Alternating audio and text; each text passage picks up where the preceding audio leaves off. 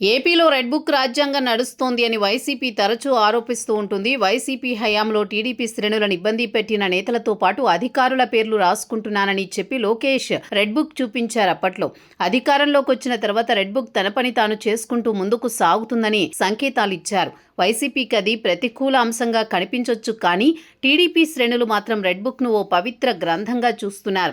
అయితే కూటమి 2 ఏళ్ల పాలన పూర్తవుతున్న తరుణంలో రెడ్ బుక్ సైతం అమలు చేయాలని కోరుతున్నారు. తమ పార్టీ యువనేత లోకేష్ను మొన్ననే 2 ఏళ్ల పాలన పూర్తి చేసుకుంది కూటమి. తాజాగా మాజీ మంత్రి కొడాలిపై కేసు విచారణలకు ప్రభుత్వం అనుమతి ఇచ్చింది.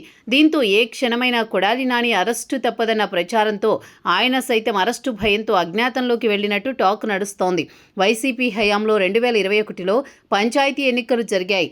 ఆ సమయంలో ప్రభుత్వంతో రాష్ట్ర ఎన్నికల అధికారి వివాదం నడిచింది. నిమ్మగడ్డ రమేష్ కుమార్ అధికారిగా ఉండేవారు. ఈ వివాద క్రమంలో అప్పట్లో మంత్రిగా ఉన్న కొడాలి నాని చంద్రబాబుతో పాటు నిమ్మగడ్డపై అనుచిత వ్యాఖ్యలు చేశారు. అప్పట్లో ఫిర్యాదు చేసిన కేసు విచారణ జరగలేదు. కొడాలి నాని మంత్రిగా ఉండడంతో ప్రభుత్వ అనుమతి లేదని భావించి విచారణ జరపలేదు. అయితే ఇప్పుడు ప్రాసిక్యూషన్కు రాష్ట్ర ప్రభుత్వం హోంశాఖ అనుమతి జారీ చేసింది.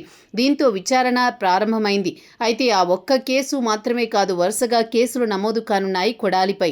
తాజాగా కొడాలి నానిపై కేసులు నమోదవుతుండటంతో ఆయన అరెస్టు తప్పదన్న ప్రచారం జరుగుతోంది. మళ్లీ రెడ్ బుక్ పాలన మొదలైందని వైసీపీ ఎద్దేవా చేస్తోంది.